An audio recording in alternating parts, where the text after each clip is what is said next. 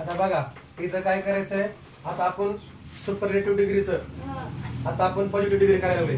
ह्याच्या मागच्या वेळेस सुपरलेटिव्ह डिग्रीचं आपण कंपॅरेटिव्ह डिग्री केलं होतं आणि कंपॅरेटिव्ह डिग्री मध्ये आपण काय करतो, मेनी ऑर्डरचा वापर करतो.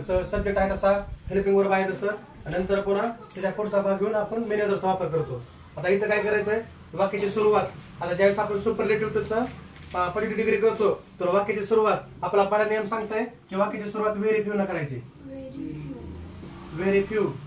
आता व्हेरी फ्यू. आता इथं पुढचा, आता ऍडिटिव्हचा पुढचा पार्ट आपल्याला घ्यायचा आहे. आता पुढचा पार्ट कोण आहे, कंट्रीज. कंट्रीज. आता इथं यस लागलंय, इथं अनेक क्वेश्चन आहे. इथं हेल्पिंग वर्ब ह्याच्यामध्ये आलंय, सिंगल इज आलंय, पण इथं हेल्पिंग वर्ब आता इथं आपल्याला इथं जो हे आलेला एस लागलाय, तर त्यामुळे आपल्याला अनेक क्वेश्चन घ्यायचं. आर घ्यायचं, आर घ्यायचंय. समजतंय? म्हणजे व्हेरी फ्यू कंट्रीज आर. पुन्हा आता इथं रिचेस्ट, हे काय सुपर डिग्री, तर त्याला आपल्याला आता पॉझिटिव्ह डिग्री मध्ये करायचं म्हणल्यावर रिच काय करावं लागेल, ऍज. आधी ऍज घ्यावं लागेल, ऍज. पुन्हा रिच, ऍज. आणि वाक्याचा सुरुवातीला सब्जेक्ट कोणता आपला, जपान. तर शेवट आपल्याला जपानचा वापर करायचा आहे. समजतंय? तर दुसरं वाक्य मला कोण सांगाल. Very few. हा एकच minute. Very few reverse in India. Reverse in India.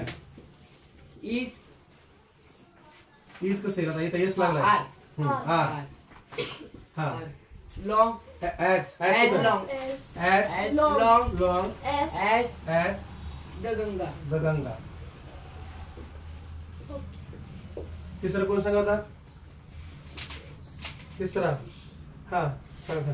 Very few. Desires. हा Desires are as nobles. Yes नाही, फक्त Nobel. as curiosity. Full stop. चौथा कोण सांगा आता, चौथा. हा सांग. Very few. Epic in the world. Epics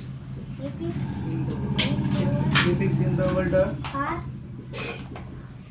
are as इथं बेस्ट आहे. इथं काय लिहिलं त्याचा, गुड. हा as good as रामायण.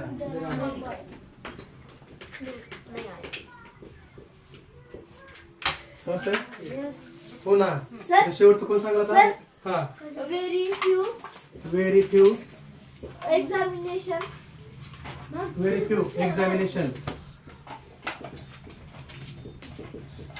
खाली पुढे are हा as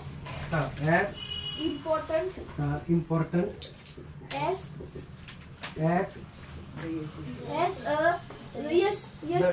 the SSC exam and full stop.